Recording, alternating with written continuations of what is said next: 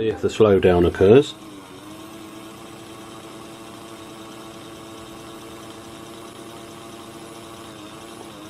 There we are, you can hear it blipping. So, do you remember this? Well, it was sent off to Hornby and they found the motor was defective, as I'd found, and replaced it with a new one, and it ran okay for a little while, and then again it started doing the exact same problem. Have a little look. I'm absolutely fed up to the point of swearing, which I won't do.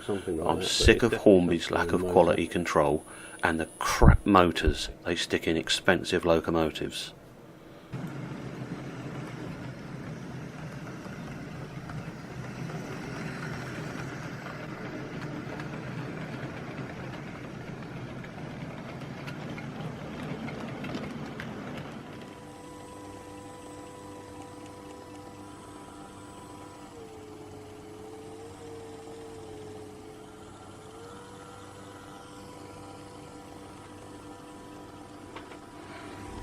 This then is my Hornby S15. Again, it's been fitted with a replacement motor by Hornby.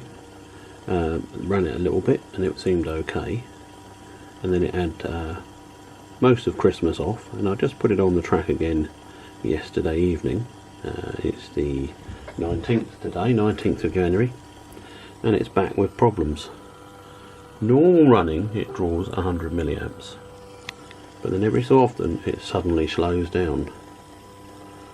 I'm just going to ramp the controller up a little bit, and you can hear it slowing down. And when it slows down it draws a lot more current, up to 300 milliamps, and there's a smell of carbon.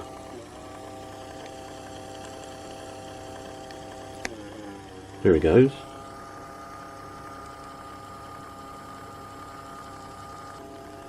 Now, given this is the second time it's gone wrong, given that my H class had a duff motor, given my class 50 had a duff motor, given a lot of my friends have had duff motors in their class 71s, duff motors in their Flying Scotsmans, you've got to ask what on earth is going on with Hornby's motor supplier, and why aren't Hornby kicking them into touch? Because it's seriously damaging their brand. Otherwise wonderful creations totally let down by piss poor quality control from Chinese motors.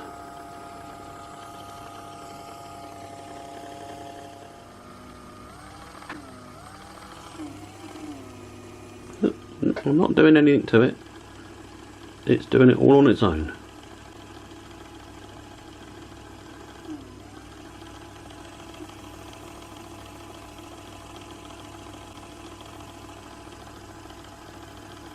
It seems to burn through it for a while and then it starts again.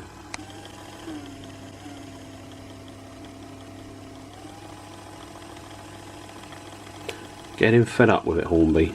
You need to sort this out.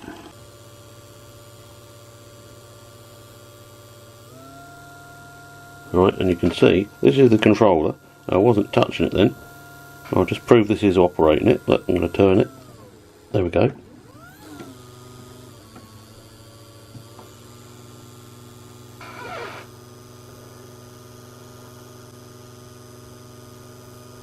See if it's, there it goes.